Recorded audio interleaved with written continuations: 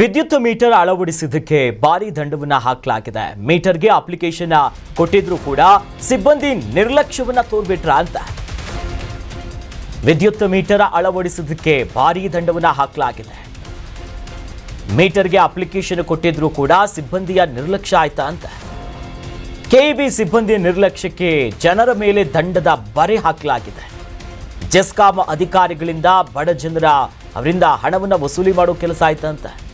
ಜೆಸ್ಕಾಂ ಜಾಗೃತ ದಳದಿಂದ ಭಾರೀ ದಂಡಾಸ್ತ್ರವನ್ನ ಪ್ರಯೋಗ ಮಾಡಿದ್ದಾರೆ. ಕರೆಂಟ್ ಕಳ್ಳತನ ಅನ್ನೋದಾಗಿ ದಂಡವನ್ನ ಹಾಕಿದ್ದಾರೆ ಈಗ ಸಿಬ್ಬಂದಿ. ಅಪ್ಲಿಕೇಶನ್ ಕೊಟ್ಟಿದ್ರಂತೆ, ಆದರೂ ಕೂಡ ಅದನ್ನು ಸರಿಯಾಗಿ ನೋಡಿಲ್ಲ.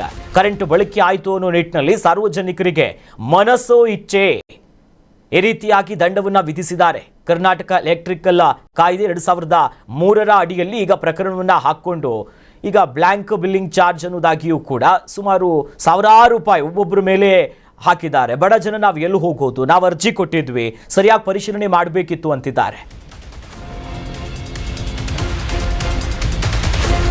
ನಾವು ಮೀಟರ್ ಅಳವಡಿಕೆಗಾಗಿ ಅರ್ಜಿಯನ್ನ ಸಲ್ಲಿಸಿದ್ವಿ.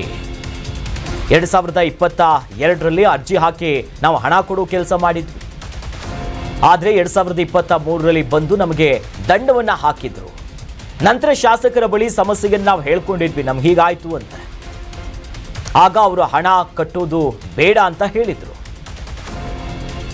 ಹೊಸಪೇಟೆಯ ಕಾಂಗ್ರೆಸ್ ಶಾಸಕ ಗವಿಯಪ್ಪ ಅವ್ರ ಹತ್ರ ಹೋಗಿ ಮಾತನಾಡುವಂತ ಕೆಲಸ ಆಗಿದ್ದು, ಈಗ ಅಲ್ಲಿನ ಸಾರ್ವಜನಿಕರು ಎಲ್ಲರೂ ಕೂಡ ಶಾಕ್ ಆಗಿದ್ದಾರೆ ಬಿಲ್ ನೋಡಿ, ದಂಡಗಳನ್ನ ನೋಡಿಕೊಂಡು. ನಮಗೆ 13,400 ಇಲ್ಲ ಕಟ್ಟಿಲ್ಲ, ಕಟ್ಟಬೇಕು. ಕೊಟ್ಟಿದ್ದೀವಿ ಸರ್, ಕೊಟ್ಟಿದ್ದೀವಿ. ಮತ್ತೆ ಅವ್ರು ಮೀಟರ್ ಹಾಕಲಿಲ್ಲ ಏಕೆ ಬಂದು ಈಗ ಫೈನ್ ಹಾಕಿದಾರಲ್ಲ, ಏನ್ ಹೇಳ್ತೀರಿ? ಅದ್ರ ಬಗ್ಗೆ ನಾವೇನ್ ಹೇಳ್ತೀವಿ, ನಮ್ಗೆ ಫೈನ್ ನಾವು ಮೀಟರ್ಗೆ ಅಪ್ಲೈ ಮಾಡಿದ್ರು ನಮ್ಗೆ ಸರಿಯಾದ ರೀತಿಯಲ್ಲಿ ಅವ್ರು ಮೀಟರ್ಗೆ ನಮ್ಗೆ ತಂದು ಹಾಕಿಲ್ಲ. ಮತ್ತೆ ನಮ್ಗೆ ಗೊತ್ತಿಲ್ಲದಾಗೆ ಬಂದು ಎಲ್ಲ ಸರ್ವೆ ಮಾಡಿದ್ರು. ಸರ್ವೆ ಮಾಡಿ ನಮ್ಗೆ ಗೊತ್ತಿಲ್ಲದಾಗೆ ವಾರಂಟಿ ಲೆಟರ್ ಬಂತು. ಅದನ್ನ ನೋಡಿ ನಮ್ಗೆಲ್ಲರಿಗೆ ಓಣಿಯಾಗಿ ಒಂದು ಇಲ್ಲಿ 40 ಮನೆಗಳಿದ್ರು 40 ಜನದಲ್ಲಿ ಬರೀ 10 ಜನರಿಗೆ ಮಾತ್ರ ಬಂದಿದೆ.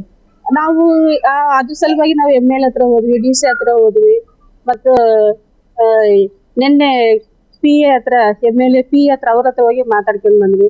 ಅವ್ರು ಏನ್ ಹೇಳಿದ್ರು, ಒಂದು 6 ತಿಂಗಳು ಟೈಮ್ ಕೊಟ್ರು. ನಮ್ಗೆ ಟೈಮ್ ಕೊಟ್ರೆ ಪೊಲೀಸರು ಮಾತ್ರ ಬೆಳಿಗ್ಗೆ ಸಾಯಂಕಾಲ ಮಧ್ಯಾಹ್ನ ಯಾವಾಗ ಟೈಮ್ ಸಿಗುತ್ತೆ ಅವಾಗೆಲ್ಲ ನಮ್ಗೆ ಫೋನ್ ಮಾಡಿ ಟಾರ್ಚರ್ ಮಾಡ್ತಾ ಇದ್ರು. ಅದರಿಂದ ಕೆಲವ್ರು ಏನ್ ಮಾಡಿದ್ರು, ಭಯಪಟ್ಟು ಕೇಸ್ ಆಗಿದ್ರೆ ಮತ್ತೆ ತೊಂದರೆ ಆಗುತ್ತಲ್ಲ ಅಂತೇಳಿ ಎಂಪ್ಲಾಯೀಸ್ ಇರ್ತಾರೆ, ಗೌರ್ಮೆಂಟ್ ಎಂಪ್ಲಾಯೀಸ್, ಅವ್ರಿಗೆಲ್ಲ ಕಷ್ಟ ಆಗುತ್ತೆ ಅಂದ್ಬಿಟ್ಟು ಕೆಲವರಿಗೆ ಕಷ್ಟ, ಬಡವರು, ಅವರು ಬಂಗಾರ ಅವ್ರ ಹತ್ರ ಇರೋದು ಕೆಲವೊಂದು ಸಾಮಾನು ತಗೊಂಡೋಗಿ ಒದೆ ಇಟ್ಟು ಫೋನ್ ಮಾಡಿ ಟಾರ್ಚರ್ ಕೊಡೋಕ ಸಾಮಾನು ತಿಕ್ಕಿ ಕಟ್ಟಿ ಬಂದ್ಬಿಟ್ಟು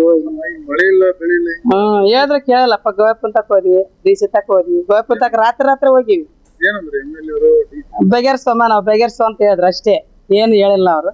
ನಿನ್ನೆ ಆಯ್ತು PA ಇದ್ದ, PA ತಕ ಹೋದ್ರ ನೀವು ಕಟ್ಲೇಬೇಕಮ್ಮ, ಬೆಗರಕ್ಕಲ್ಲ ನಿಮ್ಗೆ ಅಂತ ಹೇಳಿ ಕಳಿಸಿದೆ. ಹಂಗ ಬಂದ್ಬಿಟ್ವಿ ನಾವು. ಸರ್ ನಮ್ಗೆ 15,000 ಚಿಲ್ಲರೆ ಹಾಕಿದ್ರು, ಇನ್ನ ಇಲ್ಲ ಸರ್, ಕಟ್ಟಿಲ್ಲ ಸರ್. ಪದೇ ಫೋನ್ ಮಾಡ್ತಿದ್ದೇವೆ, ಪೊಲೀಸರು ಫೋನ್ ಮಾಡಿ ಟಾರ್ಚರ್ ಮಾಡ್ತಿದ್ದಾರೆ. ಆದ್ರೂ ಕೂಡ ಇದು ಕೇಸ್ ಆಗ್ತಿದೆ ಅಂತ ಹೇಳಿ ಪದೇ ಫೋನ್ ಮಾಡಿ ಟಾರ್ಚರ್ ಕೊಡ್ತಿದ್ದಾರೆ. ಅದಕ್ಕಾಗಿ ಏನೋ ಸ್ವಲ್ಪ ನ್ಯಾಯ ಕೊಡಬೇಕಂತ. ಕರ್ನಾಟಕ ನ್ಯೂಸ್ ಬೀಟ್ ಫಾಲೋ ಮಾಡಿ, ಸಬ್ಸ್ಕ್ರೈಬ್ ಮಾಡಿ.